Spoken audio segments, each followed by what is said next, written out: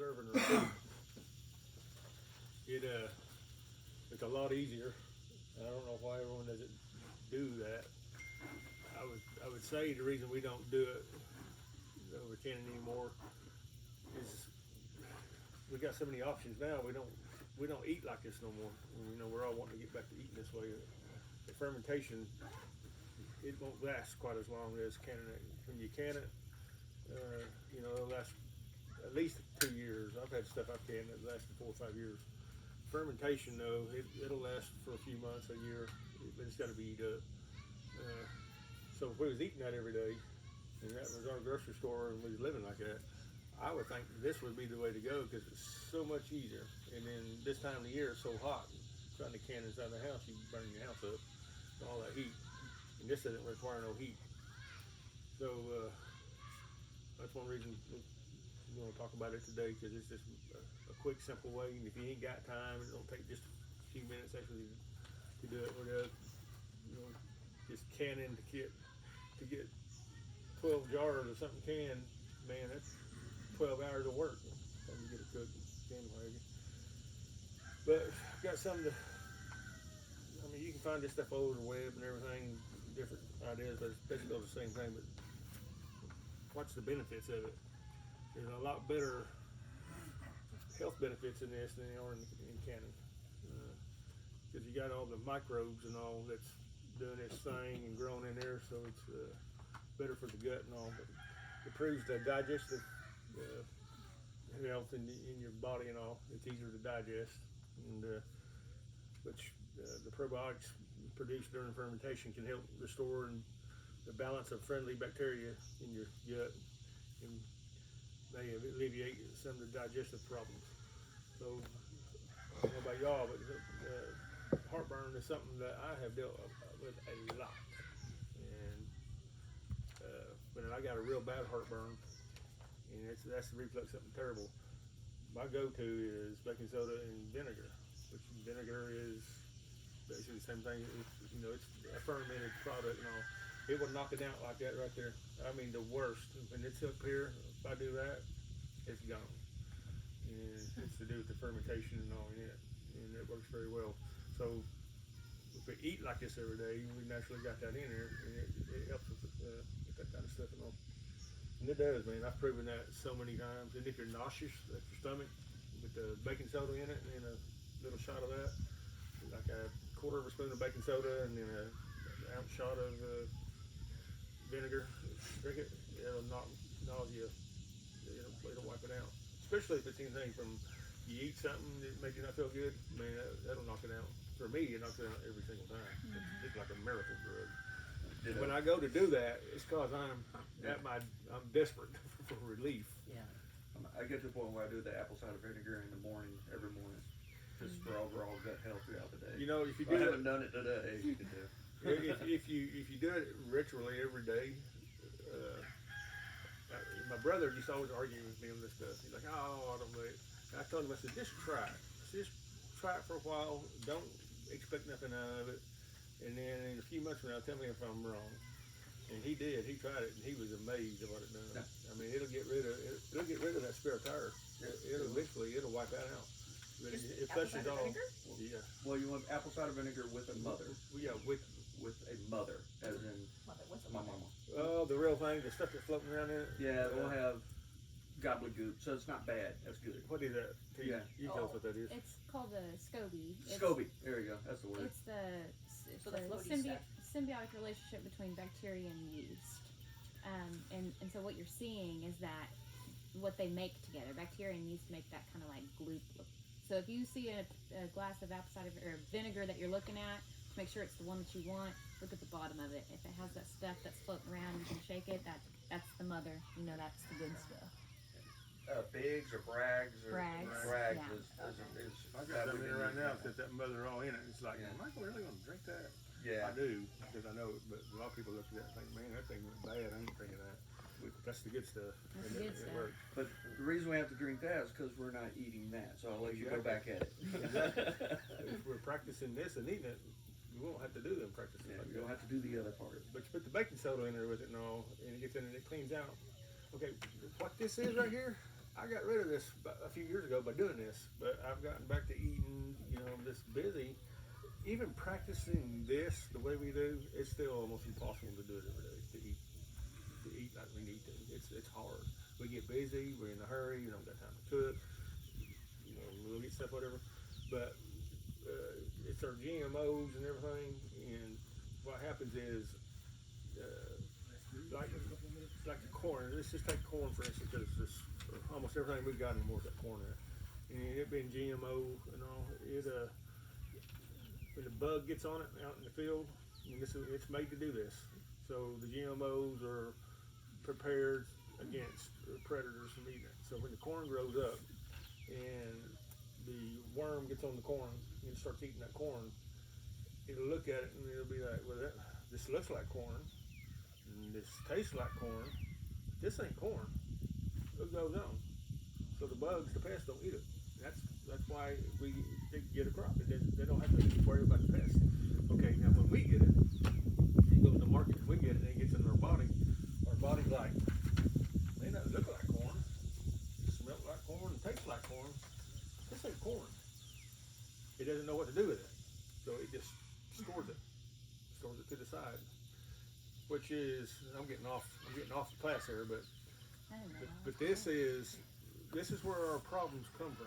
Our diseases and all these autoimmune deficiencies all come from this stuff here, because it's stored in here now, and it goes rancid in there, and it creates toxins, and then it gets in our bodies, and then you might have a place in your body that's weak, where my body has something else that's weak. Like, for instance, my kidneys. I've got a kidney transplant. My kidneys were weak, and when my immune system and all this stuff attacked my weak part is my kidneys. Some people it's heart, liver, inflammation. That's where 99% of our inflammation comes from this stuff. So anyway, by drinking this stuff and all, it gets in there and it breaks your stuff loose and it flushes it out. And it works. I've proved it. I proved it to my brother too. He's like, I can't believe it. But you want a 6-pack? You do that every day for the next year or two, you'll start seeing it will literally melt that stuff away. And it's hard to believe, but I've seen it, and I've actually done it, so it does work. So anyway, it improves our digestive system, but also it boosts your immune system, which is a very important one. The bacteria that lives in your gut have a significant impact on your immune system. There again, the stuff we eat, we don't get what we used to get in our food and our vegetables and all. And now we're actually, when we're eating meat and all that, we're getting antibiotics that kills all that stuff and all. So everything that we eat out in the world now affects the good stuff in us, and that's where all of our problems come from and all. So our immune systems are down because they're not getting the things that we need. And due to their high probiotic content, fermented foods can give your immune system a boost and reduce your risk of infections like the common cold. Consuming probiotic-rich foods may also help you recover faster when you're sick, and they will. With all this stuff, they ain't saying it might, but I'm telling you, it will. Additionally, many fermented foods are rich in vitamin C, iron, and zinc, all of which are proven to contribute to a stronger immune system. Now, I take medications to kill my immune system. You gotta keep it down because of my transplant. I've got a foreign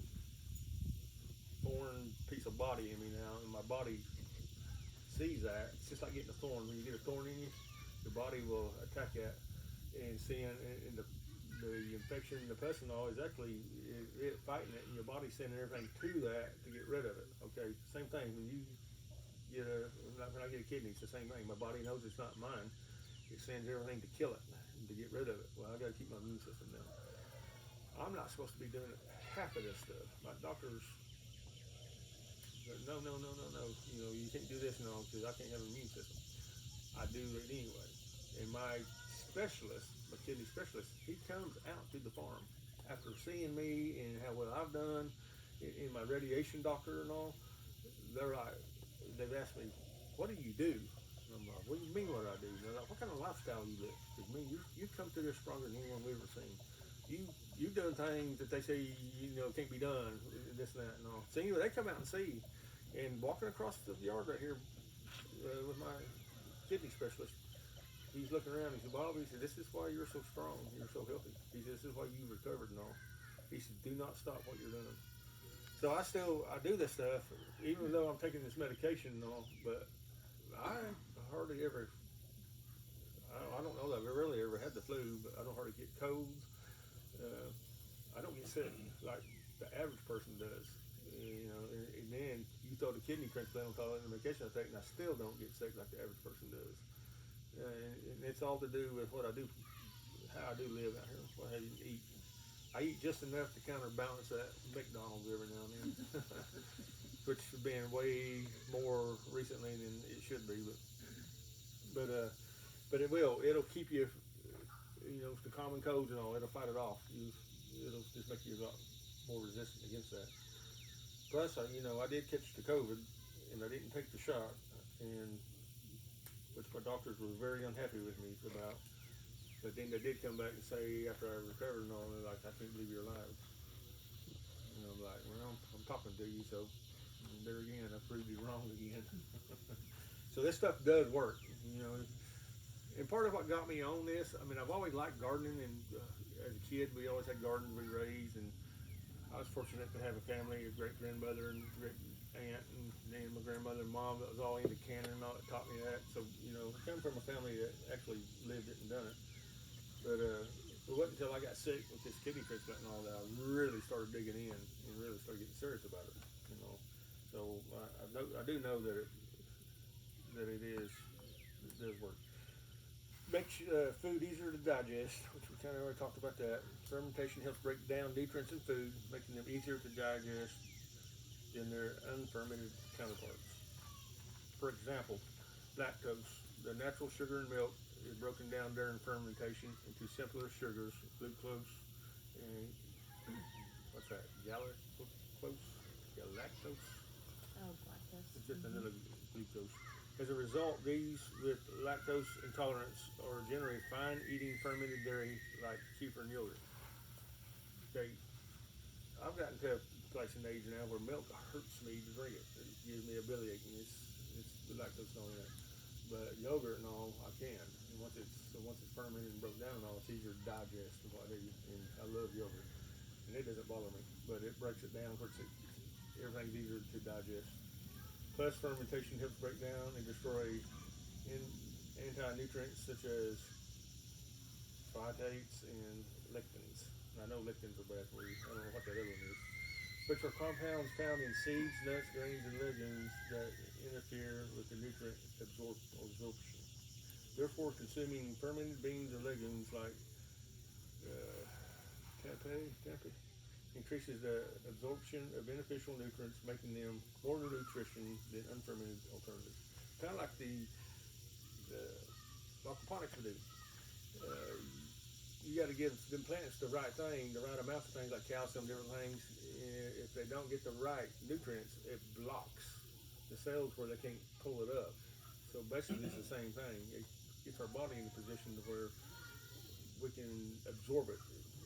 But either if not, it blocks it and we don't get no benefit from it. We just lose all of the potential benefits of it. Another potential benefits, studies have shown that fermented foods may also promote mental health. A few studies have linked the probiotic strains, a word this long I ain't gonna try to say,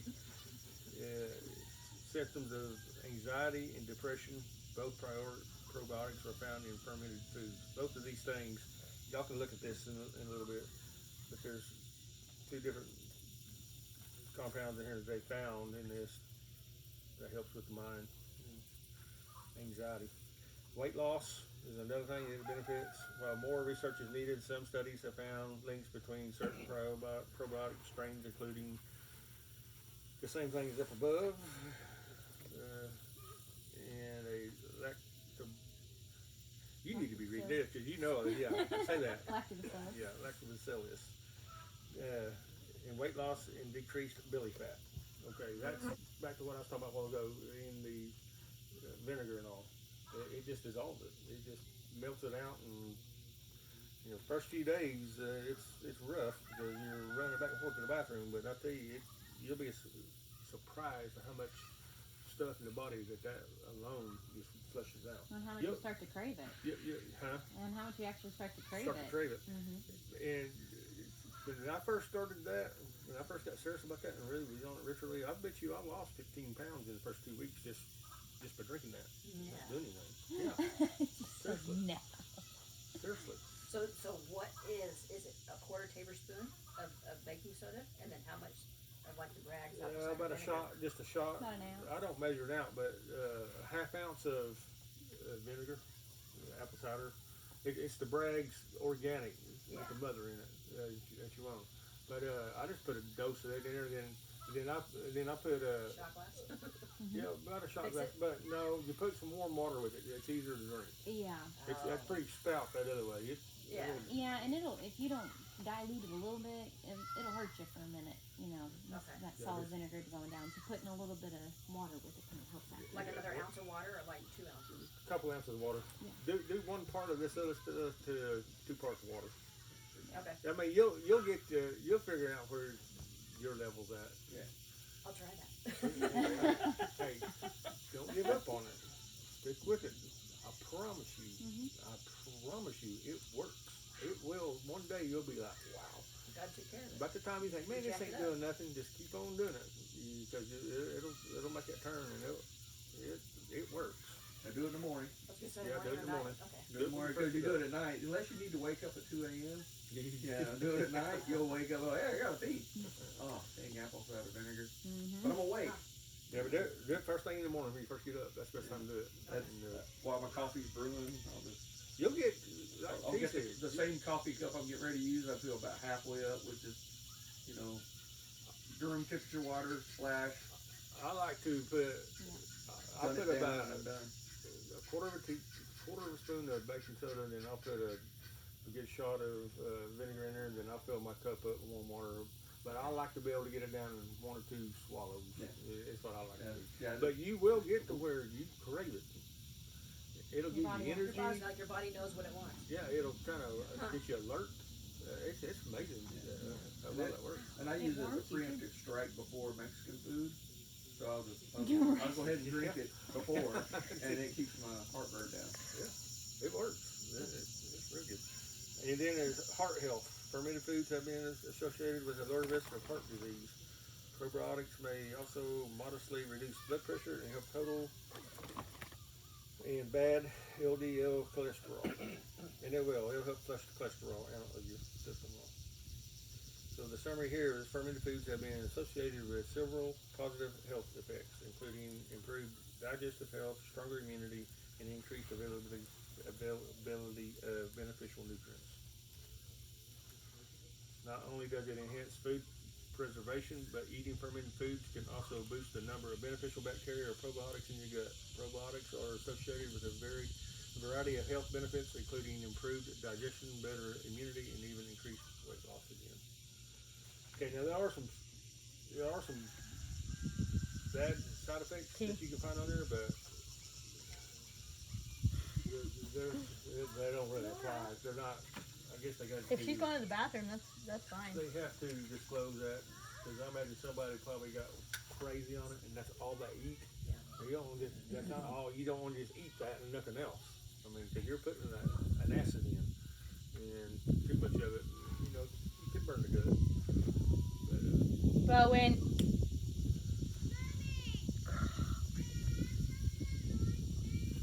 You want me to bring it to him? No, they already ate all they want. He's just. all right, so it's just another version of canning, and pressure canning. You got to prep it, you got to cook it, you got to make it brine, you pour over it, and you pressure cook it. There's a lot of work involved in that. You're fixing to find out here how much work's involved. It's easy, and I'm going to start doing a whole lot more of this. I am going to do some canning too, but I'm going to do a lot of this. P, you want to take over from here about what we've done here? Yeah. And what we're fixing to do? Because there's a bunch of different ways that you can ferment. And the way that we'll do it with you guys is the easy way. But if you really get into this and you start to like it, you don't have to do that. Yeah, I do. If you really get into it and start to like it, this is kind of an easier way so you can kind of like set it and forget it. These are really neat. They're pretty much like they release the gas from inside. Sorry, that one was kind of messed up. But so you, when you first buy these, they don't have the water in them, and you just fill it up to the fill line, and then close the lid. These are like specialized lids that have a hole in them where the gases can come out, and you see the bubbles. The gases can be released, but there's no oxygen that can get in. So you're containing the fresh. Everything's sealed up here, and you don't have any oxygen going in to create any bad bacteria. It can happen pretty quickly. So the biggest thing about fermenting is making sure that everything's submerged and that no oxygen's getting in. If you're doing that, It's then producing that methane gas is what it's producing. With the chemical reaction in it and the microbes and all, it's producing methane, and that's what it is releasing out. yeah. And so these are really neat. And then we also have another method that we'll try with a crock, and the crocks are really neat too. I'll grab it really quick, and you guys can see it. If you don't have these mechanisms like that, you got to crack your lid every day and let the gas out and then put it back on. Or My mama used to do. Yeah. Or you put cheap cloth, Perfect. put cheap Yeah. cloth over it and rubber band around it, and it'll come out and keep it in there from getting in. Yeah, I saw another really neat way, and it's super cheap, and everyone pretty much has it available. Taking a baggie and filling it with water, and then putting that baggie in the open space, and kind of putting your hand in there and filling it out, and then it works as a weight. It works as a sealant, and then those gas bubbles are still able to be released from the sides of that bag up. So that works really well, and it's super easy too. And so you don't have to mess with that either. Go play. Huh. Crocs is what they used That's to, okay. in those days, they cut their cabbage up and throw down there, which we're gonna do that right now. But sauerkraut, the result of fermented cabbage is sauerkraut. My mom has That's what we'll use in here. 4-gallon or 3-gallon crock. Yeah. And she won't give it to me yet because apparently, she wants me to read it in the wheel and go, oh, give it to me. Well, she bought it, so my mom she gave me like an opal ring and she was earrings, and she's like, you get to have these, but I get to enjoy them since I paid for them. But once I die, then you can have them. Yeah. But until then, I get to enjoy them. Yeah, that's So what it it's the same is. thing. So it's ginormous, huge, and she used to do the sauerkraut. Yes. So as a kid, I didn't like sauerkraut. Then I went to Germany. Now I love sauerkraut. But when I was a kid, Mom, sauerkraut. Yeah. I didn't want it, but Yeah. we ate a lot. That's another word for fermenting is souring, I guess. or Souring. something. Yeah. Anyway. Nobody likes that name. Sour in your food. This is really neat though. So the lid on this, and there's a lip here, and so it's kind of the same thing. Once you put it in, then you pour the water right here, and then it gives that seal, that water seal again, to where gases can escape but they can't get in. So, and then it comes. This is when you're making sauerkraut, with the salt kind of pulls those liquids out, and then you just keep messing and pushing, and you'll finally create this juice. That is what you will take these little ceramic. So is that just for sauerkraut? You can use it for anything. Yeah, you can do any ferment in there, but sauerkraut, a head of cabbage, and we're gonna do one here in a minute. Yeah, Is big. it's big. So now you set it up. So your big crocks is what to put it in. Yeah. So you can do sauerkraut in here, or you can do this other stuff in there. Whatever you want in this thing. Mom used to do beets and Yeah. hers too. We got beets here too. Yeah, she would do pickled beets. That I did like. Oh, yeah. Man, I Oh, love yeah. pickled beets. Now beets and garlic is my 2 favorite things to grow out here. And part of the class was going to be us going out there and pulling it out of the ground and doing this, but because of the drought and all, that's not going to happen now. But I love beets. I love pickled beets. I've never had them fermented, but Me either. I've heard that they're awesome. I'm sure they So are. we're going to ferment some today. So Yeah, once you get a taste for things that are fermented too, you really, really enjoy it, and you start wanting it. You crave it just as much as just the apple cider vinegar. Something that you really get a taste for. I messed up with the first 3 kids and never introduced them to anything like this. last one, Nora, I thought, okay, well, we're doing this at a young age, and so every plate she had beets on it. Every plate she had sauerkraut on it. Now her and I probably go through a jar of sauerkraut every 2 days. Wow. We eat sauerkraut, so I'm excited to have this crock. So once you kind of make that juice and get everything pressed down, then you put these on top, and it kind of submerges that cabbage or whatever else you're using into the liquids, and that way You it's have to keep it submerged. yeah. That's the biggest Not thing. be above it. That's probably the number one Yep. rule in fermenting. It Yeah. has to be submerged. So that's why you're talking about if you don't have those little weighted things, the baggie with the water in it. Yeah, baggie with the water, and it's the easiest and cheapest just to get started. I think that was just a car. You can go play. No, It's okay. Go play. no, seriously. I know, seriously. Go play. Get I'll come get you if it gets bad. Kidding. Nora. Go right now. I'm not kidding either. I'll come get you. Is that the one you're talking about? You put the sauerkraut down? Try to make Yeah. sauerkraut. Just put it down Leave and it alone. Oh my gosh. Seriously. Casey? It takes about 7 days once you start.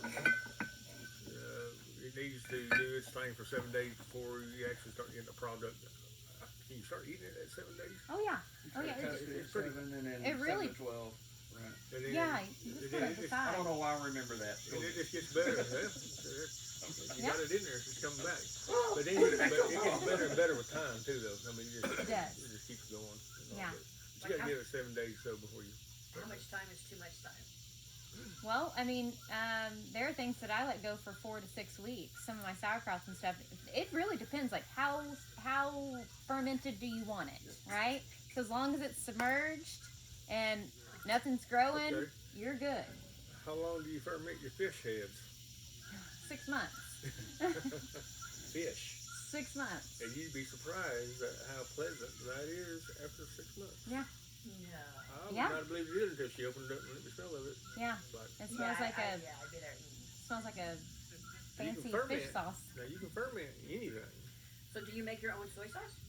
No, it's something that I use for gardening. Okay. But I mean, you can eat it. You can taste it. It's good. And it is, that's how to make soy sauce. That's how I do it. Fermenting. Any of those fish, like those fancy fish sauces that you can buy, those are all a fermented fish. So, yeah, it's pretty interesting. But then you can put this, once you start eating all, you put it in the refrigerator and Yeah. it lasts for a while. Yeah. You keep it refrigerated once you open it and start eating it. And it's really like after about 3 days, your lactobacillus bacteria really starts changing everything into acids. And so after about 3 days, you can start to taste or figure out start tasting them. Play with it. Do I like it like this? Do I like it in a week? Do I like it in 2 weeks? The longer that you let it go, the better it is for you. If we could ferment everything before we eat it, it would be 100% more better for us, because the bacteria is breaking down a lot of the things that we don't break down, things that go right through us. They're making it available to us. We're getting a lot more nutrients out of whatever is fermented, because they're eating it first and then we're eating them, and we're taking that available nutrient from them. So It's a good way as opposed to a GMO cow. exactly. Yeah. And so this is a little experiment. I'd never done this before, but I saw it, so I was like, well, we're going to try it. Fruit's kind of a hard one because there's lots of sugar. So you start making hooch real quick. So this one we fermented for 2 days, and then we put it right into the refrigerator to start a slow fermentation process. To where maybe, hopefully, we didn't get alcohol. We'll see. Yesterday we tasted it, and it was pretty good. No, smell that. You can pass it around and smell it. Smells pretty dang good. It's the peaches. And those are fermented, so they've got the lactobacillus on them. That juice that's in the bottom, that's all just been pulled out from the fruits as it's set to ferment. So, and that's literally salt and peaches. That's it. No sugar? No sugar. It's producing sugar. It's Yeah. got the sugar. I don't know. That seems like it's getting close to alcohol. But I bet it tastes really good though. Yeah. Brandy. Yeah. So all you do is just chop it up, put it in there, Throw some salt on it. and then you put it in the fridge. I told So, you won't we let realize this- how easy this is. So how We much let this sit out for 2 days Okay. with one of these lids Uh-huh. on top. so that it could do its exchange, and it could, you know, that bacteria had a really good chance. Right now, this time of year is the best time to ferment. Lactobacillus and all the bacteria that we like, they're flourishing right now. And so fermenting right now to get prepared for the winter season, so nothing's growing and anything, you know, we don't have anything fresh, is perfect, because like these right here, by the time that you use these in the winter time, you're gonna be like, oh, thank God it's a fresh tomato, because it tastes literally like you picked it out of the garden. And so you could puree those up and make a fresh marinade, throw basil in it, anything, and I mean, it's amazing. Well, one thing we're going to show you today too is you can add different stuff to it and all. Oh You yeah. can put your garlic in there, you can put your onion in there, your cilantro in there, and ferment all that, and then dump that whole thing out. Pull that juice off it, dump it out, and blend it, and you've got salsa, Fresh. fresh salsa, amazing. right out of the garden. Yeah. I mean, literally. How that much good. salt do you know to add? Yeah, and there's different. No, I mean like how ratio. How do you know what to? So the ratios that you want for most of your things is going to be like a 2 to 2.5%, and you can play with that. Like, see what you like, how you like it. 2.5% is the best ratio. If you have like one of those, it's like a little, what am I trying to say? A scale, yeah, and it goes to grams, right? So like you can turn it to grams. So you'd put like your jar on the scale, and you'd zero out your scale to where it wasn't weighing your jar. Put all of your, so like say we were doing these, put all of your peaches in there, see what the see how many grams you have of your peaches, and then or okay, scratch that, let's do it this one, because this one's a little bit easier. You'd put these in here, see how many grams you have of tomatoes, then you'd fill up your water, see how many grams of water you have. So like say that we have like 600 grams of tomatoes and we have 200 grams of water. This entire thing you want to be a 2.5% of salt. For salt, for water and fruit. So in an easy equation to do that, and just, you know, you don't have to keep this in, just, you know, kind of keep a note on it. You do your 600 grams plus your 200 grams of water, which would be 800 grams. 800 grams times 0.025. There's your grams of salt. Which is going to be about 6 to 8 grams of salt. But now, Yeah, most things are about 6 to 8 grams, especially when you're using you it. know, what was it, 2 or 3 spoonfuls in that? Mhm. Yeah, I didn't measure, Yeah, but yeah. And you don't- you don't have to be that accurate. you don't have to be that accurate. That's just That's, a number. that's it. That's where you're. Yeah. Yeah. that's the- Yeah, and then play with it. Yeah, but like, you know, your pint jars, little quart jars, you know, a good spoonful basically is about what it takes. So now is the time before everything runs out of stock to buy all this stuff. Mhm. And the salt and like what other stuff? So your salt and And then baking soda. you don't want to make sure that your salt, you want to make sure it's like a kosher salt or a Himalayan Yeah, pink salt you or don't want to try to get a salt that doesn't have a iodine. iodine in it. You don't want that. You want just a straight pure salt. And a lot of salts they put a it keeps it from clogging up. You know, Yeah. try to find one without that, but let me tell you right now, Yes. I don't think you can find it without that. I've looked and looked and looked. But There's kosher a thing salt. called real salt that Whole is Foods pretty have that. popular. Like a baggie. Yeah, it's a bag, and my wife uses it because for medical. Yes. But I was sitting there going, "Hey, I can use this for canning." She goes, "No, get your own." So, but yeah, a lot of people use the real salt, and Yeah. and that one's a good one to do also. Yeah, make sure you have a good salt. That is a big deal. And like, don't the iodized or whatever salts, they prohibit bacterial growth. That's what it is. So then you're kind of preventing the whole yourself purpose. from defeating the purpose. Yeah, preventing yourself from growing the bacteria that you You want. use water that's not got chlorine on it. You gotta use a distilled water. A distilled water. Clean water. Can you use a Berkey water? Or does it have to be distilled? Like a Yeah, Berkey? Berkey water will be fine. Yeah, Oh, it takes no, everything sure. out pretty. Okay. Yeah. You have the fluoride filters on yours? I do. Okay, Yeah. yeah, you're good. Yeah. I don't. I need to. It's like you had a storm. So But yeah, it works. oh, did you? If worst case. Was it lightning? We're getting notifications on the thing. Okay, we Oh, can. okay. I've got plenty of stuff here to do, or if y'all want to, we can walk out to the greenhouse and clip some cherry tomatoes if you want to do that, and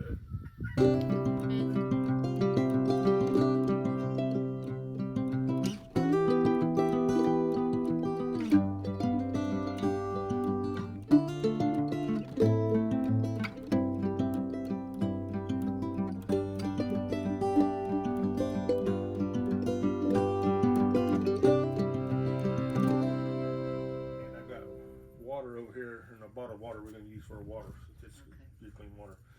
So I'm going to use that tub. David, you hand me that tub over here. Some of this stuff's got to be washed off.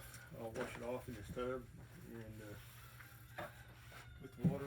So y'all pick out what you want and what needs to be washed and hand to me.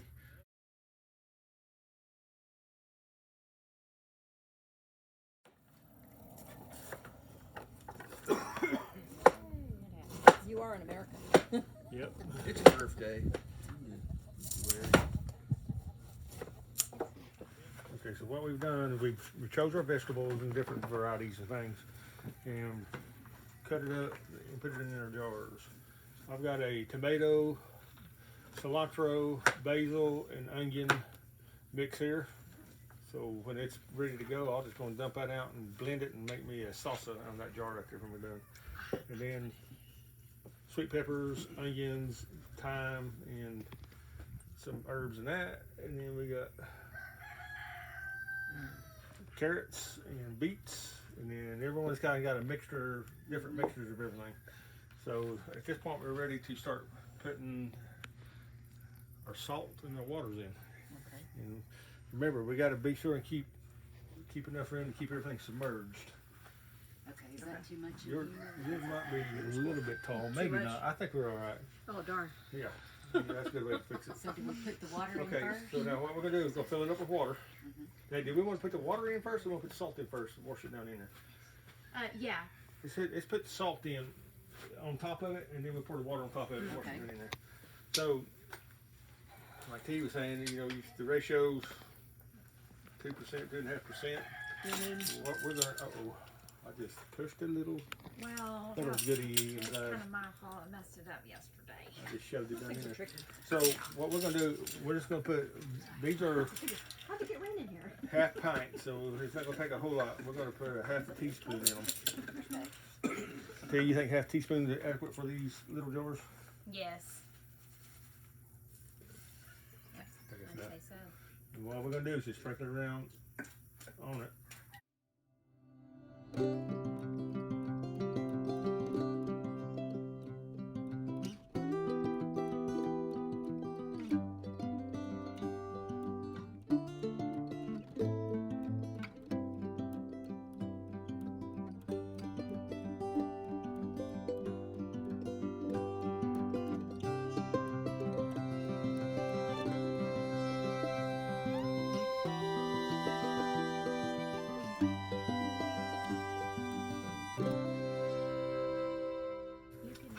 Alright, once we get them full of water, take something and kind of stir it up in there, shove it down in there. Okay. Then put your lid on. Just kind of make sure everything gets pushed down under the water.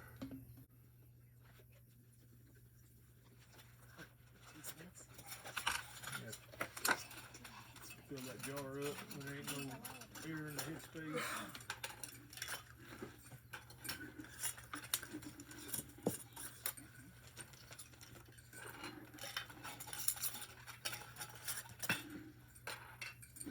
Do you need them too, Bill? Should we go all the way to the brim with the water so there's no head space? Yeah, that's what we're doing. Just kind of filling it up to the top where ain't no oxygen in there. Now it's gonna bubble and build up gas, and a little bit ain't gonna hurt any. You might have to crack it. So, Show and tell. yeah. Add the onion on top of it. Pretty cool. Put a cabbage leaf and then the onion Seal on that off. it. Now, you It can't. acts as a natural sealant. Now, again, like on the do something crocks like and the that. bigger stuff, we can put cheesecloth over this and put a rubber band around it, and it will gas off that way and won't build up no pressure. And it keeps anything from getting in it. Here, at this point, we're gonna sit these in a Shake cool them up. space, kind of out of the sun, on the counter, in the cabinet, whatever. But once a day, at least once a day, you're gonna crack that lid and let that gas out. and then put Just the like lid back that, on there. fast? Yeah, just like Okay. that. And then put it back on there. Now, you can go online and order those tops that go on here that releases that That gas. one? You don't have to do it. Like Uh-huh. that? Yeah, and they got different kinds of these too. Oh, This okay. is, they got these others that got a little deal on it. You can just go by and push it. And, Push it. and this and that. Oh, okay. Instead They're of just the- little but rubber there's a lot ones of that sit different on ways top. Those are cool to too. do that. This one's set and done. You don't have to. You don't have to worry about it until Oh, you get ready to okay. eat it. It just does its thing. Wait, I forgot to But you know, in the old days where we had that, what they done, like you know, the crock she's got, what she's doing there, they just put a cheesecloth or any kind of cloth over it, and keep anything from getting in it, and then it would just gas would just escape. And locking it down, I guess it can't, so we have to crack it to let Okay. it escape. You're gonna want them to sit at room temperature. Yeah, room temperature and in the shade, preferably, but you know, in the house or on the counter somewhere, and just leave it, and that's it. How long? 7 days. In 7 days, you can start eating it. Or at least put it in the fridge. Okay. It'll continue to ferment in the fridge. It'll just be a slower process because Okay. that But you can leave it heat's out. what really You can makes leave it out on the counter for 2-3 weeks to do its thing, and then stick it in there. Yep. It'll just get stronger. You get more acidy and Just burp it once a day. let that take gas out once a day. And you can take it, pick that taste of it, and see. You know, it's gonna stay. You know, it's gonna kind of stay crunchy too. It's not gonna, it's not really gonna get Right. soft or anything.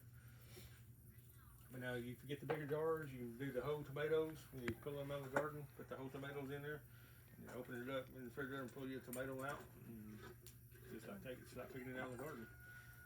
You know, how long it take you to eat that up yourself, man? One person at home, like a week, 2-3 days. You have them